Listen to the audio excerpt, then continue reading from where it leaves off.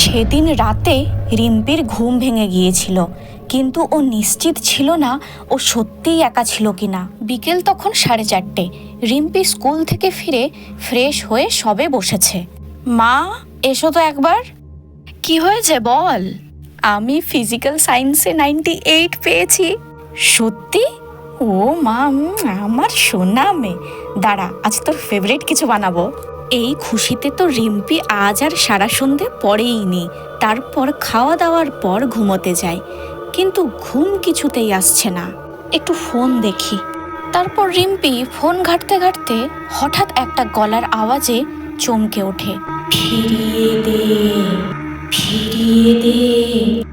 সারাদিনের ক্লান্তিতে এইসব শুনছি মনে হয়। তারপর রিম্পি আবার ঘুমানোর চেষ্টা করে। ঠিক কিছুক্ষণ পর হঠাৎ ধূপ ধাপ কিছু পড়ার শব্দ হয়। কি পড়ল?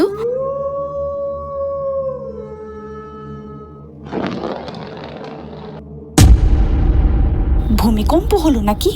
রিম্পি উঠে সব গুছিয়ে আবার ঘুমানোর চেষ্টা করে, কিন্তু কিছুক্ষণ পর ও অনুভব করে কেউ যেন ওর উপর ভারী কিছু রেখে দিয়েছে, বা যেন কেউ বসে আছে, যার জন্য ও একদমই নড়তে পারছিল না। রিম্পি চোখ খুলে দেখার চেষ্টা করে, কিন্তু কিছুই দেখতে পাচ্ছিল না। তাহলে ওর উপর কিসের ভার চেপে বসেছিল?